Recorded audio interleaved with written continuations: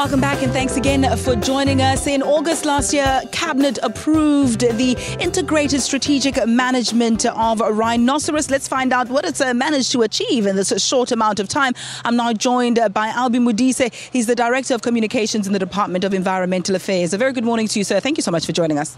Morning, Ayanda, and thanks for the opportunity. What's the update?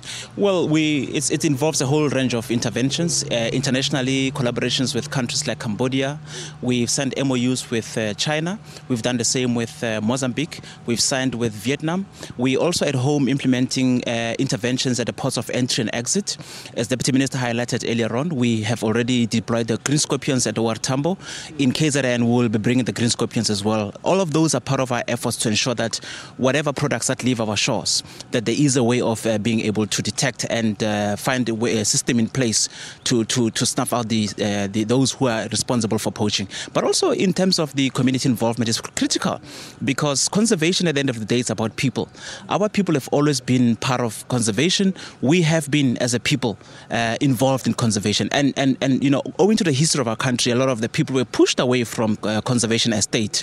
We now as government are saying, let's bring everyone on board. Let communities benefit from the conservation. And it's important, if we're going to fight poaching, that we involve owner communities, especially those ones adjacent to the parks, because that's exactly where the poachers are being recruited from.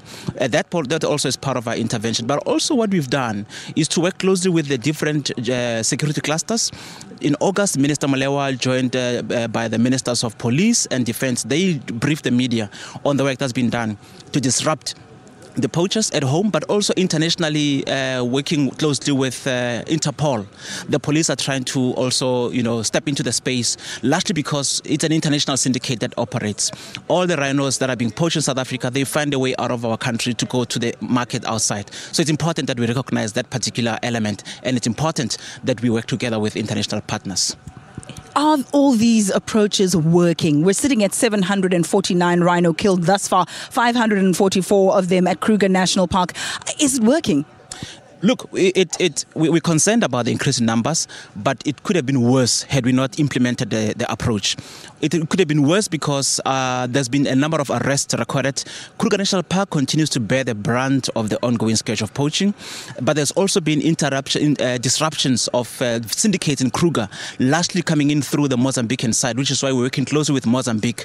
But also it's also beginning to yield dividends, because communities closer to the parks, especially in areas like the one where we're in right now, are working together with park authorities, largely because we believe strongly that for a successful intervention to really bear dividends, it's important that owner communities be integrated into that particular intervention as well. I couldn't agree with you more. Thank you so much, Mr. Modise, Albie Modise, the Director of Communications in the Department of Environmental Affairs. Speaking about collaborations and tip-offs, a tip-off successfully led to the arrest of two individuals in Limpopo between Polokwane and Mokopane. A 23-year-old, a 22-year-old on their way to poach rhino were arrested and found in possession of the likes of an axe and also a gun. And they are appearing in court today, World Rhino Day. So I think it's quite important. And police made that arrest because of tip-off. So that's where you and I come in. And also, when it comes to prosecutions, we've seen the likes of White River sentencing two individuals there from Mozambique